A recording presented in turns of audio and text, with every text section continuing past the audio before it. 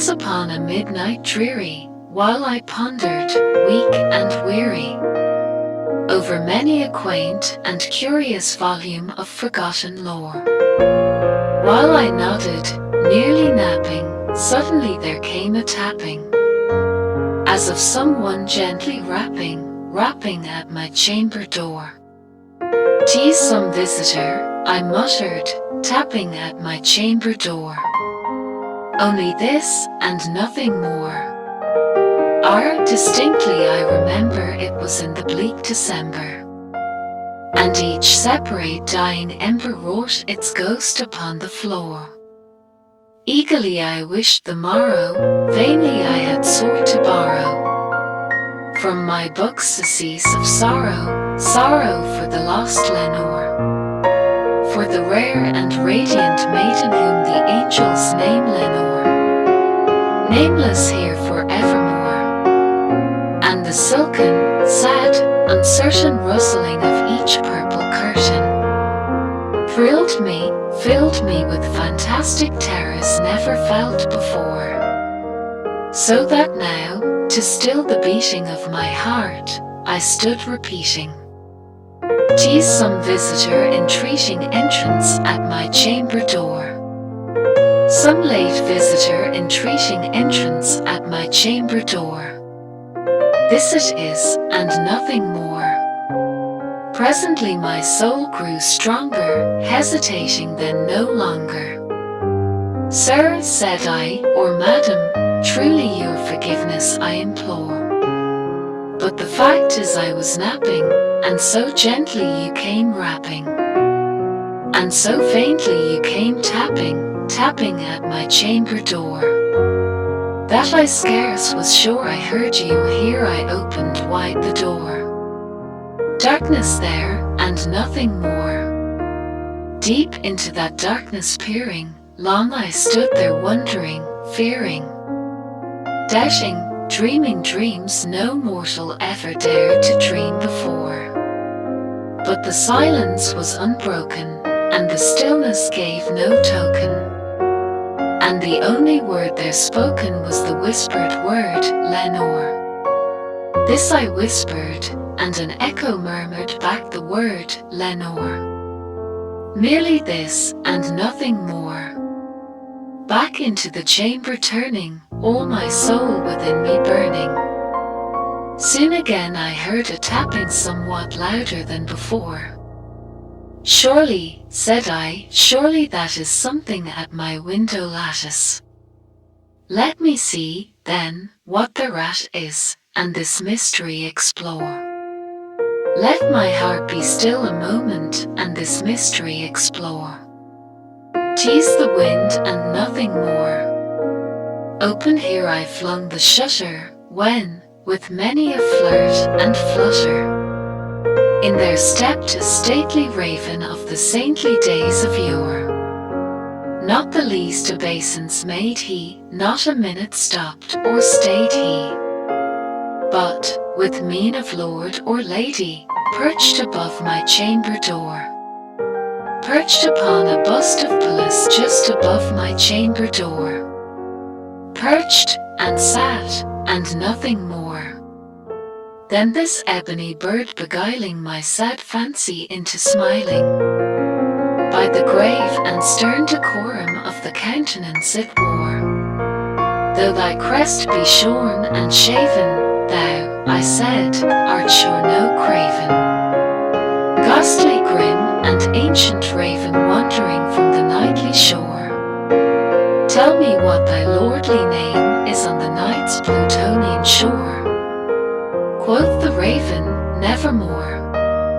Much I marvelled this ungainly fowl to hear discourse so plainly, though its answer little meaning, little relevancy bore. For we cannot help agreeing that no living human being ever yet was blessed with seeing bird above his chamber door, bird or beast upon the sculptured bust above his chamber door, with such name as a Nevermore. But the raven, sitting lonely on the placid bust, spoke only, That one word, as if his soul in that one word he did outpour. Nothing further than he uttered, not a feather than he fluttered. Till I scarcely more than muttered, other friends have flown before. On the morrow he will leave me, as my hopes have flown before. Then the bird said, nevermore. Startled at the stillness broken by reply so aptly spoken. Doubtless, said I, what it utters is its only stock and store. Caught from some unhappy master whom unmerciful disaster followed fast and followed faster till his songs one burden bore. Till the dirges of his hope that melancholy burden bore. Of a never, nevermore dot. But the raven still beguiling all my fancy into smiling. Straight I wheeled a cushioned seat in front of bird, and bust and door. Then upon the velvet sinking, I betook myself to linking. Fancy unto fancy, thinking what this ominous bird of yore, what this grim, ungainly, ghastly, gaunt and ominous bird of yore meant in croaking nevermore. This I sat engaged in guessing, but no syllable expressing. To the fowl whose fiery eyes now burned into my bosom's core. This and more I sat divining, with my head at ease reclining. On the cushion's velvet lining that the lamplight gloated o'er. But whose velvet violet lining with the lamplight gloating o'er. She shall press, nevermore. Then methought the air grew denser, perfumed from an unseen censer. Swung by seraphim whose footfalls tinkled on the tufted floor. Wretch, I cried, thy God hath lent thee, by these angels he hath sent thee. Respite, respite, and nepenthe from thy memories of Lenore. Quaff, oh quaff this kind nepenthe, and forget this lost Lenore. Quoth the raven, nevermore. Prophet, said I, thing of evil. Prophet still, if bird or devil. Whether tempter sent, or whether tempest tossed thee here ashore. Desolate yet all undaunted, on this desert land enchanted. On this home by horror haunted, tell me truly, I implore. Is there balm in Gilead? Tell me, I implore. Quoth the raven, nevermore. Prophet, said I, thing of evil. Prophet still, if bird or devil. By that heaven that bends above us, by that God we both adore. Tell this soul with sorrow laden if, within the distant Aidenn, it shall clasp a sainted maiden whom the angels name Lenore. Clasp a rare and radiant maiden whom the angels name Lenore. Quoth the raven, nevermore. Be that word our sign in parting, bird or fiend, I shrieked, upstarting. Get thee back into the tempest and the night's Plutonian shore. Leave no black bloom as a token of that lie thy soul hath spoken. Leave my loneliness unbroken, quit the bust above my door. Take thy beak from out my heart, and take thy form from off my door. Quoth the raven, nevermore. And the raven, never flitting, still is sitting, on the pallid bust of Pallas just above my chamber door. And his eyes have all the seeming of a demon's that is dreaming. And the lamplight o'er him streaming throws his shadow on the floor. And my soul from out that shadow that lies floating on the floor shall be lifted nevermore.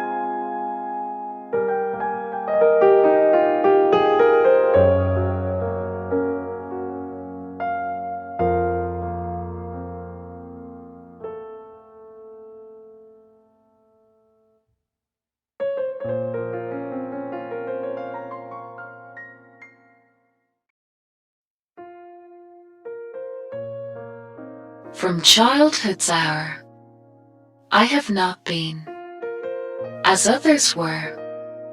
I have not seen as others saw. I could not bring my passions from a common spring, from the same source. I have not taken my sorrow. I could not awaken my heart to joy at the same tone. And all I loved alone. Then, in my childhood, in the dawn of a most stormy life, was drawn from every depth of good and ill, the mystery which binds me still, from the torrent or the fountain, from the red cliff of the mountain, from the sun that around me rolled in its autumn tint of gold, from the lightning in the sky as it passed me, flying by, from the thunder and the storm and the cloud that took the form when the rest of heaven was blue, of a demon in my view.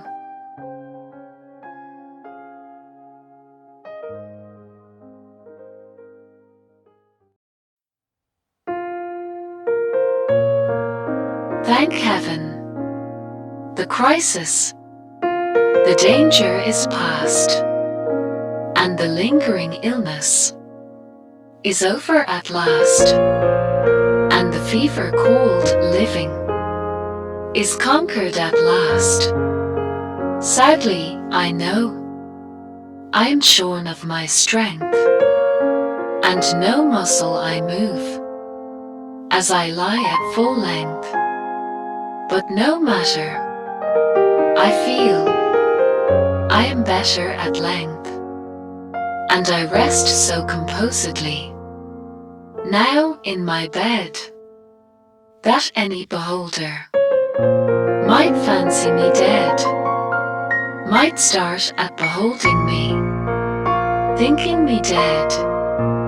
The moaning and groaning, the sighing and sobbing are quieted now with that horrible throbbing at heart are that horrible throbbing. The sickness, the nausea, the pitiless pain have ceased with the fever that maddened my brain, with the fever cold living that burned in my brain. And oh, of all tortures, that torture the worst has abated the terrible torture of thirst for the naphthalene river of passion accursed. I have drank of a water that quenches all thirst, of a water that flows with a lullaby sound from a spring but a very few feet underground, from a cavern not very far down underground. And let it never be foolishly said that my room it is gloomy and narrow my bed, for man never slept in a different bed, and to sleep you must slumber in just such a bed. My tantalized spirit here blandly reposes, forgetting or never regretting its roses, its old agitations of myrtles and roses. For now, while so quietly lying, it fancies a holier odor about it, of pansies, a rosemary odor, commingled with pansies, with rue and the beautiful, Puritan pansies. And so it lies happily, bathing in many, a dream of the truth, and the beauty of Annie, drowned in a bath of the tresses of Annie. She tenderly kissed me, she fondly caressed, and then I fell gently to sleep on her breast, deeply to sleep, from the heaven of her breast. When the light was extinguished, she covered me warm, and she prayed to the angels to keep me from harm, to the Queen of the angels to shield me from harm. And I lie so composedly now in my bed, knowing her love, that you fancy me dead. And I rest so contentedly now in my bed, with her love at my breast, that you fancy me dead, that you shudder to look at me, thinking me dead. But my heart it is brighter than all of the many stars in the sky, for it sparkles with Annie, it glows with the light of the love of my Annie, with the thought of the light of the eyes of my Annie.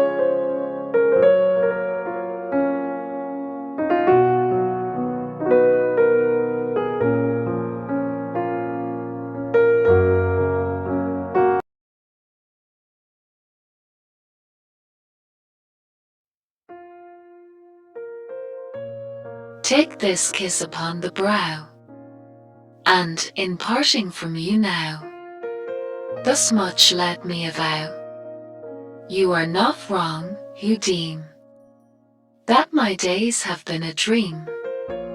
Yet if hope has flown away, in a night or in a day, in a vision or in none, is it therefore the less gone? All that we see or seem is but a dream within a dream. I stand amid the roar of a surf-tormented shore, and I hold within my hand grains of the golden sand. How few, yet how they creep through my fingers to the deep, while I weep, while I weep. O God, can I not grasp them with a tighter clasp? O God, can I not save one from the pitiless wave? Is all that we see or seem but a dream within a dream?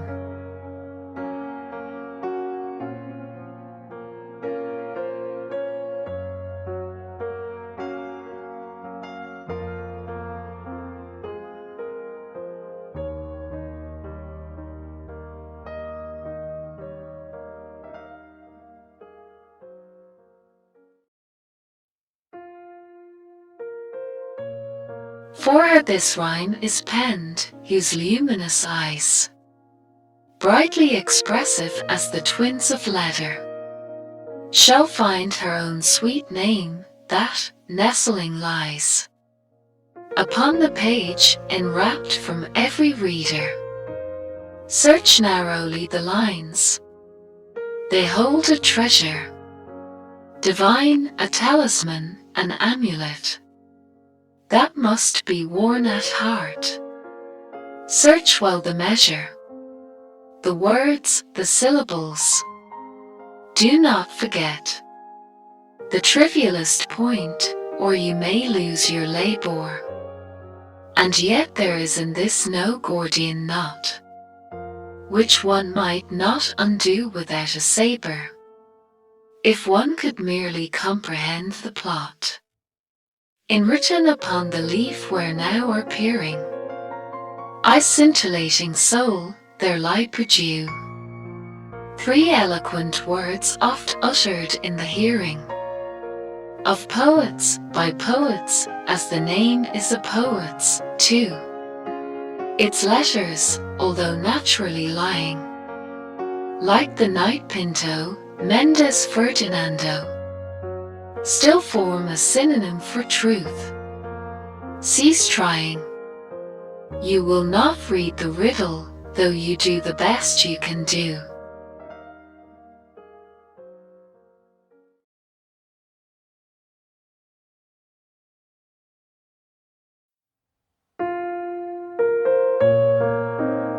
It was many and many a year ago, in a kingdom by the sea, that a maiden there lived, whom you may know by the name of Annabel Lee. And this maiden, she lived with no other thought than to love and be loved by me. She was a child, and I was a child, in this kingdom by the sea. But we loved with a love that was more than love, I and my Annabel Lee, with a love that the winged seraphs of heaven coveted her and me. And this was the reason that, long ago, in this kingdom by the sea, a wind blew out of a cloud by night, chilling my Annabel Lee, so that her high-born kinsman came and bore her away from me, to shut her up in a sepulchre in this kingdom by the sea. The angels, not half so happy in heaven, went envying her and me. Yes, that was the reason, as all men know, in this kingdom by the sea, that the wind came out of a cloud, chilling and killing my Annabel Lee.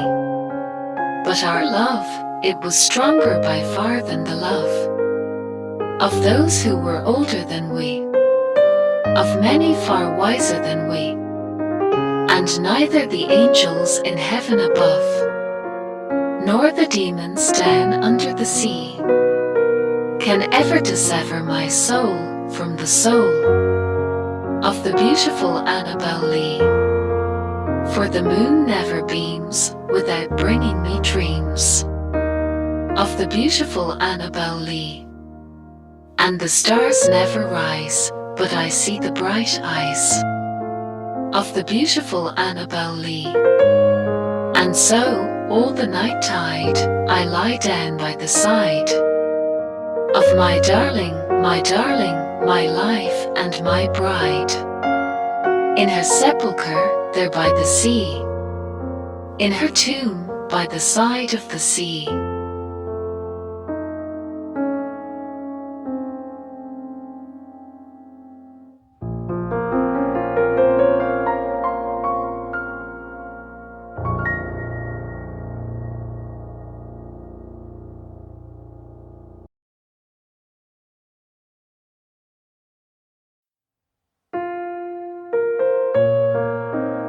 By a route obscure and lonely, haunted by ill angels only, where an eidolon named Night on a black throne reigns upright, I have reached these lands but newly, from an ultimate dim Thule, from a wild weird clime that lieth sublime, out of space, out of time, bottomless vales and boundless floods, and chasms and caves and Titan woods, with forms that no man can discover, for the dews that drip all over, mountains toppling evermore into seas without a shore, seas that restlessly aspire, searching unto skies of fire, lakes that endlessly outspread their lone waters, lone and dead, Their still waters, still and chilly, with the snows of the lolling lily, by the lakes that thus outspread, their lone waters, lone and dead.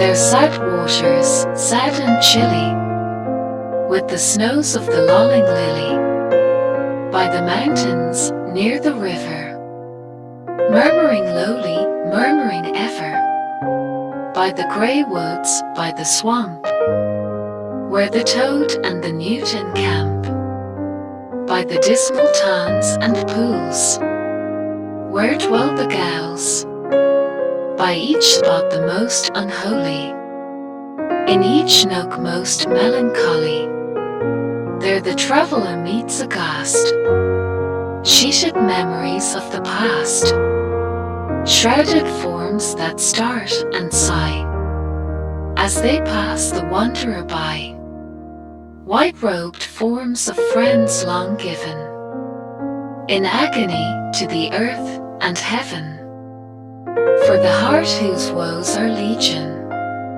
'tis a peaceful, soothing region, for the spirit that walks in shadow, 'tis an Eldorado, but the traveller, travelling through it, may not dare not openly view it, never its mysteries are exposed, to the weak human eye unclosed, so wills its king who hath forbid the uplifting of the fringed lid, and thus the sad soul that here passes beholds it but through darkened glasses, by a route obscure and lonely, haunted by ill angels only, where an eidolon named Night on a black throne reigns upright. I have wandered home but newly from this ultimate dim Thule.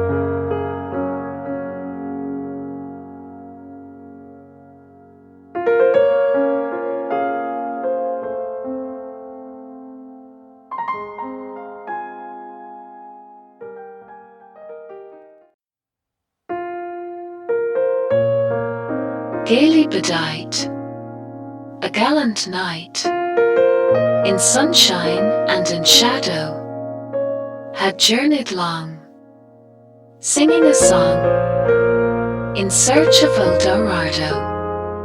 But he grew old, this knight so bold, and o'er his heart a shadow fell as he found no spot of ground that looked like Eldorado, and as his strength failed him at length, he met a pilgrim shadow. Shadow, said he, where can it be, this land of Eldorado, over the mountains of the moon, down the valley of the shadow, ride, boldly ride. The shade replied, if you seek for Eldorado.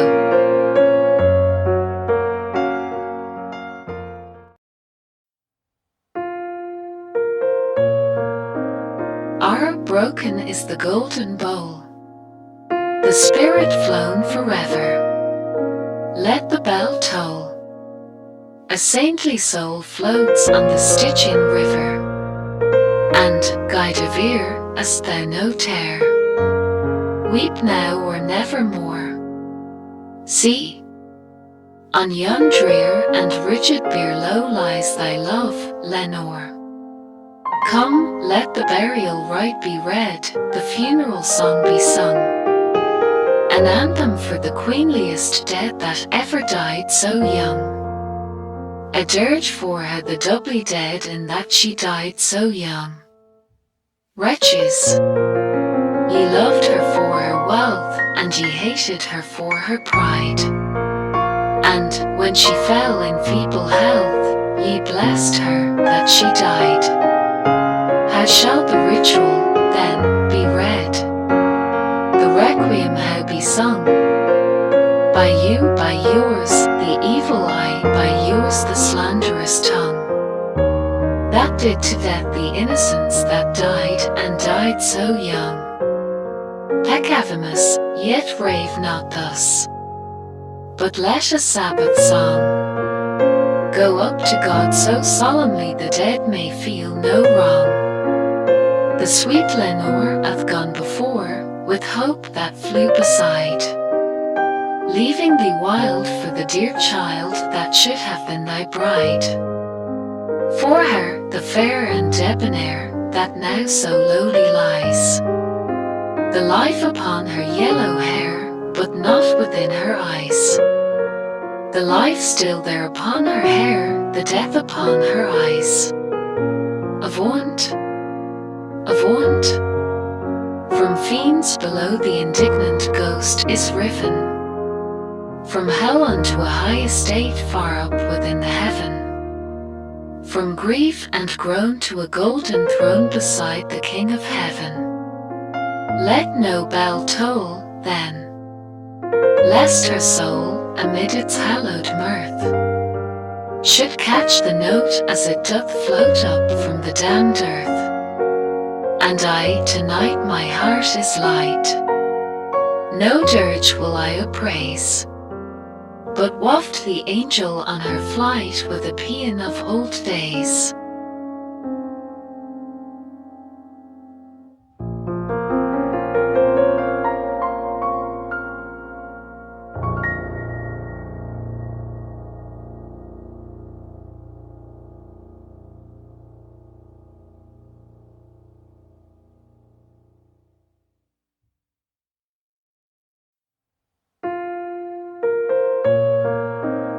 Thy soul shall find itself alone, mid dark thoughts of the Great Tombstone, not one of all the crowd to pry into thine hour of secrecy.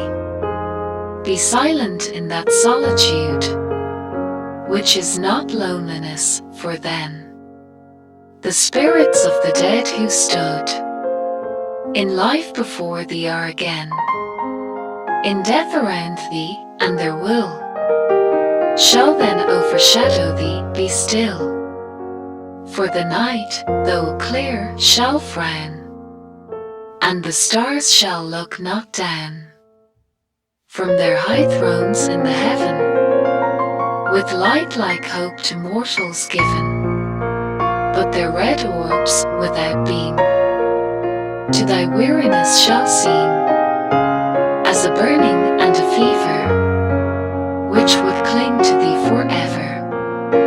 Now our thoughts thou shalt not banish, now our visions ne'er to vanish, from thy spirit shall they pass, no more like dewdrop from the grass.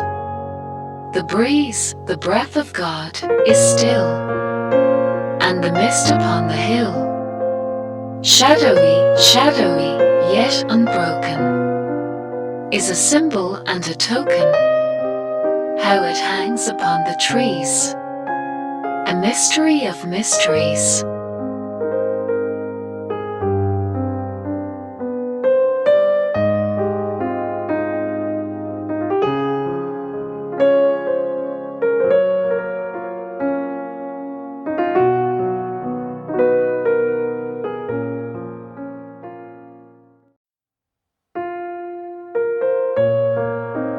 Hear the sledges with the bells, silver bells. What a world of merriment their melody foretells. How they tinkle, tinkle, tinkle in the icy air of night, while the stars that oversprinkle all the heavens seem to twinkle with a crystalline delight, keeping time, time, time, in a sort of runic rhyme, to the tintinnabulation that so musically wells from the bells, bells, bells, bells, bells, bells, bells, from the jingling and the tinkling of the bells. Hear the mellow wedding bells, golden bells.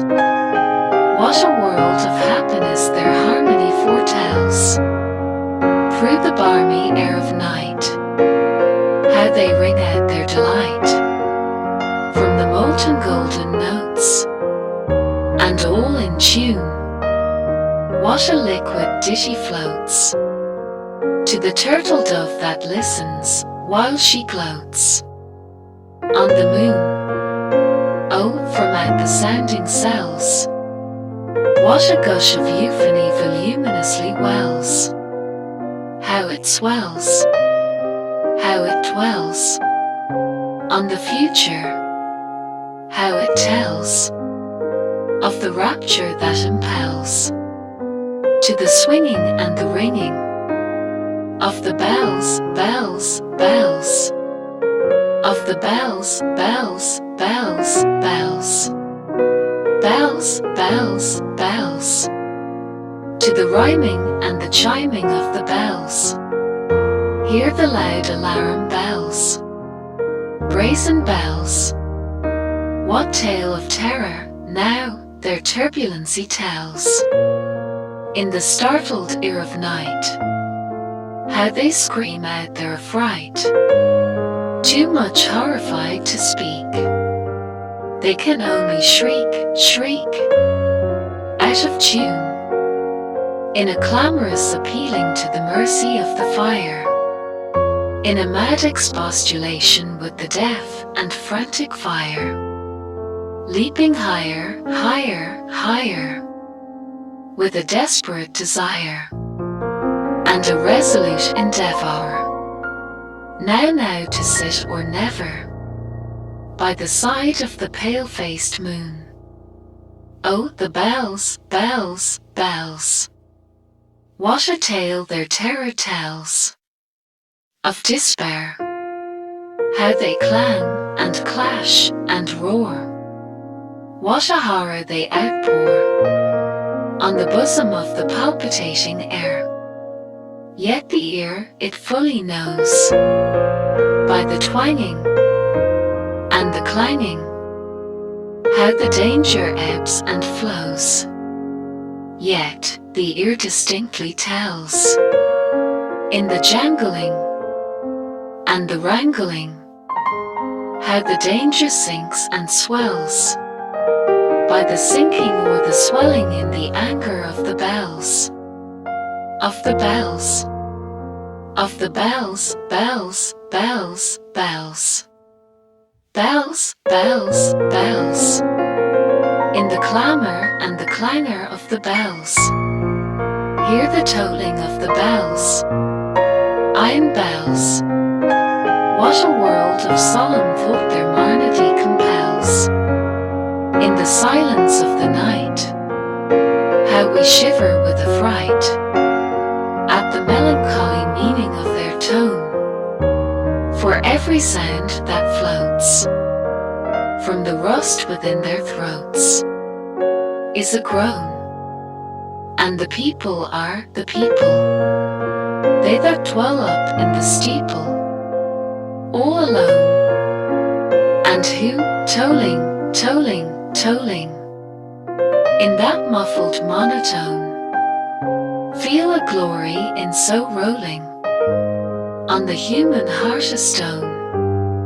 They are neither man nor woman, they are neither brute nor human, they are gals, and their king it is who tolls, and he rolls, rolls, rolls, rolls, rolls a paean from the bells, and his merry bosom swells with the paean of the bells, and he dances and he yells, keeping time, time, time, in a sort of runic rhyme, to the paean of the bells, keeping time, time, time, in a sort of runic rhyme, to the throbbing of the bells, bells, bells, to the sobbing of the bells, keeping time, time, time, as he knells, knells, knells, in a happy runic rhyme, to the rolling of the bells, bells, bells, to the tolling of the bells, bells, bells, bells, bells, bells, bells, bells, to the moaning and the groaning of the bells.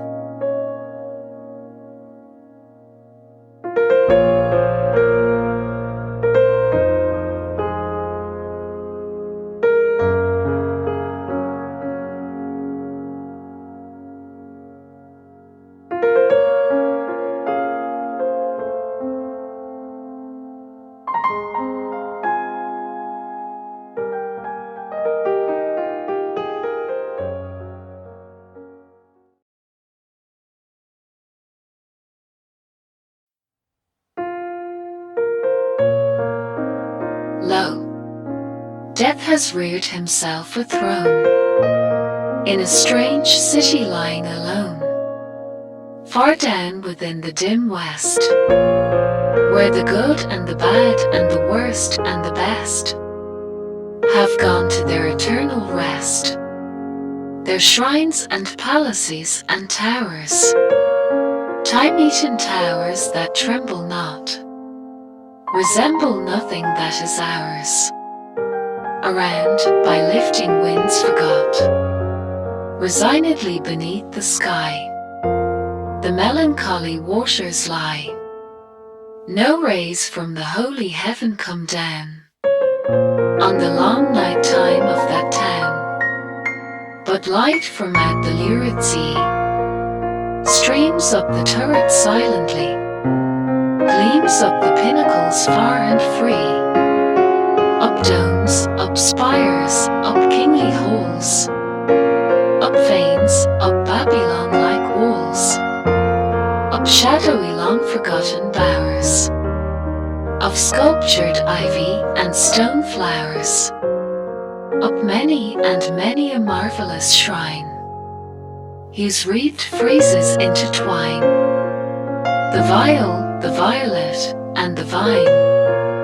Resignedly beneath the sky, the melancholy waters lie. So blend the turrets and shadows there, that all seem pendulous in air, while from a proud tower in the town, death looks gigantically down. Their open fanes and gaping graves yawn level with the luminous waves, but not the riches there that lie in each idol's diamond eye. Not the gala old dead tempt the waters from their bed, for no ripples curl, alas, along that wilderness of glass. No swellings tell that winds may be upon some far-off happier sea. No heavings hint that winds have been on seas less hideously serene. But lo, a stir is in the air. The wave, there is a movement there, as if the towers had thrust aside, in slightly sinking the dull tide, as if their tops had feebly given a void within the filmy heaven. The waves have now a redder glow, the hours are breathing faint and low, and when, amid no earthly moans, down, down that town shall settle hence, hell, rising from 1,000 thrones, shall do it reverence.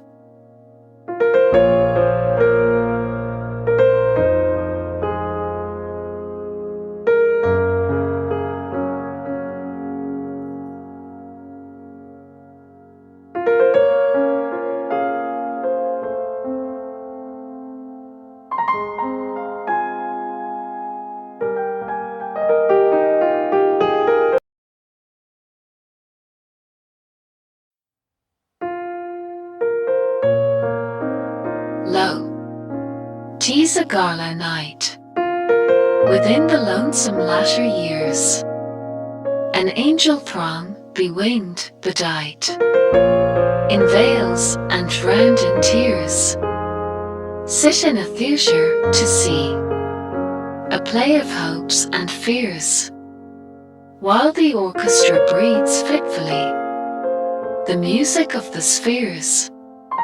Mimes in the form of God on high mutter and mumble low, and hither and thither fly, mere puppets they who come and go, at bidding of vast formless things that shift the scenery to and fro, flapping from out their condor wings. Invisible woe, that motley drama, oh, be sure, it shall not be forgot, with its phantom chased forevermore by a crowd that sees it not, through a circle that ever returneth in to the selfsame spot, and much of madness and more of sin, and horror the soul of the plot. But see, amid the mimic rout, a crawling shape intrude, a blood-red thing that rides from out the scenic solitude. It rides with mortal pangs. The mimes become its food, and seraphs sob at vermin fangs. In human gore imbued, out are the lights, out all, and over each quivering form, the curtain, a funeral pall, comes down with the rush of a storm, while the angels, all pallid and wan, uprising, unveiling, affirm that the play is the tragedy, man, and its hero the Conqueror Worm.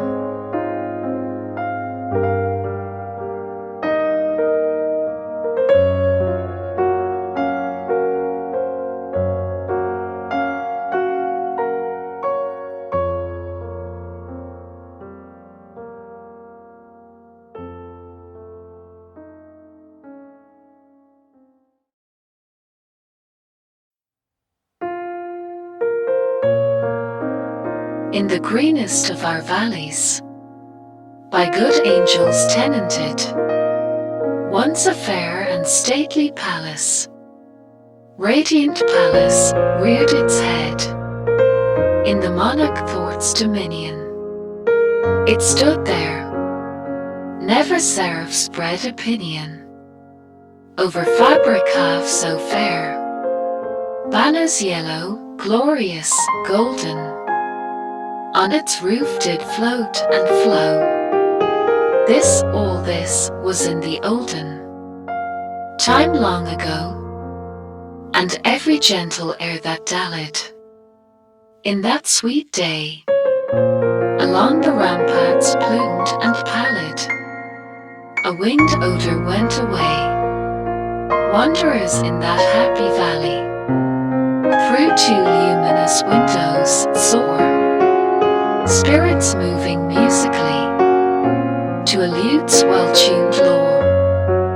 Round about a throne where, sitting, poor Phrogion, in state his glory well befitting, the ruler of the realm was seen, and all with pearl and ruby glowing was the fair palace door, through which came flowing,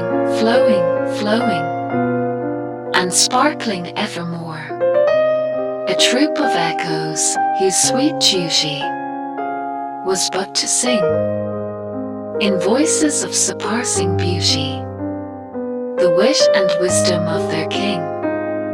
But evil things in robes of sorrow assailed the monarch's high estate. Let us mourn, for never morrow shall dawn upon him desolate, and round about his home the glory that blushed and bloomed is but a dim remembered story of the old time entombed, and travellers now within that valley.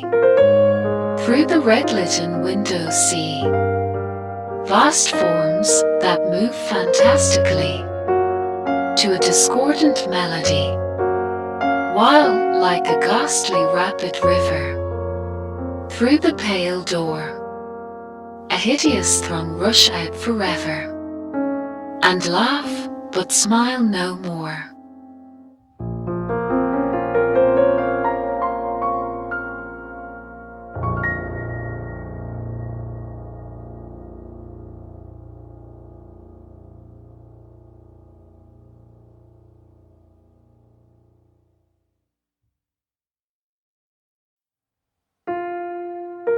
At midnight in the month of June, I stand beneath the mystic moon. An opiate vapor, dewy, dim, exhales from out her golden rim, and softly dripping, drop by drop, upon the quiet mountain top, steals drowsily and musically into the universal valley. The rosemary nods upon the grave, the lily lolls upon the wave, wrapping the fog about its breast. The ruin moulders into rest, looking like Lethe sea. The lake, a conscious slumber seems to take, and would not for the world awake. All beauty sleeps, and lo, where lies Irene with her destinies? O lady bright, can it be right? This window open to the night, the wanton airs from the treetop, laughingly through the lattice drop, the bodiless airs a wizard rout, flit through thy chamber in and out, and wave the curtain canopy, so fitfully, so fearfully, above the closed and fringed lid, neath which thy slumbering soul lies hid, that are the floor and down the wall. Like ghosts the shadows rise and fall. O lady dear, hast thou no fear? Why and what art thou dreaming here? Sure thou art come of far-off seas, a wonder to these garden trees. Strange is thy pallor, strange thy dress, strange, above all, thy length of tress, and this all solemn silentness. The lady sleeps, oh, may her sleep, which is enduring, so be deep.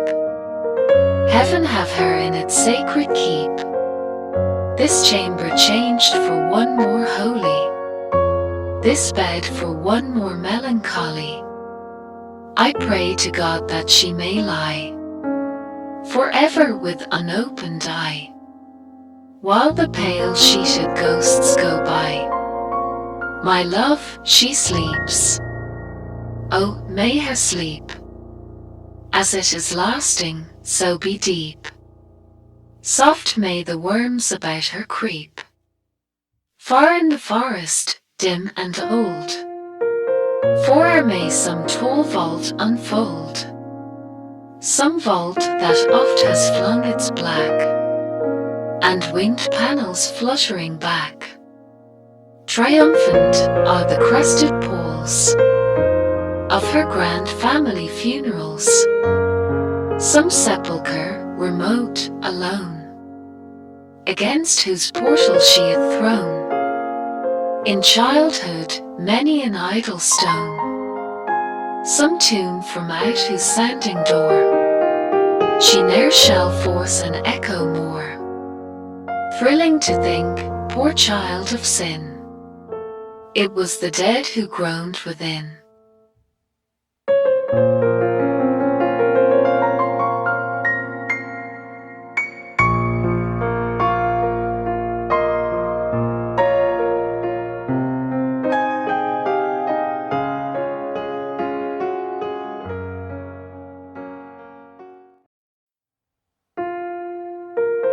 Once it smiled a silent dell, where the people did not dwell. They had gone unto the wars, trusting to the mild-eyed stars, nightly from their azure towers, to keep watch above the flowers, in the midst of which all day the red sunlight lazily lay. Now each visitor shall confess the sad valley's restlessness. Nothing there is motionless, nothing save the airs that brood over the magic solitude. By no wind are stirred those trees that palpitate like the chill seas around the misty Hebrides. By no wind those clouds are driven that rustle through the unquiet heaven, uneasily from morn till even, over the violets there that lie, in myriad types of the human eye, over the lilies there that wave, and weep above a nameless grave. They wave from out their fragrant tops, eternal dews come down in drops. They weep from off their delicate stems, perennial tears descend in gems.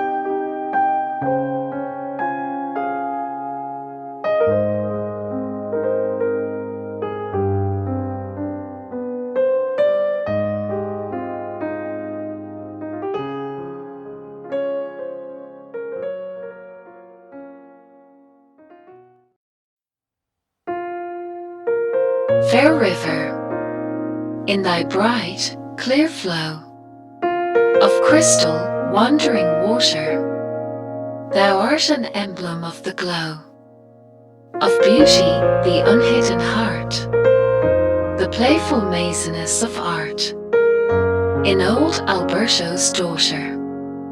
But when within thy wave she looks, which glistens then and trembles, why then the prettiest of brooks her worshipper resembles. For in my heart, as in thy stream, her image deeply lies, the heart which trembles at the beam of her soul-searching eyes.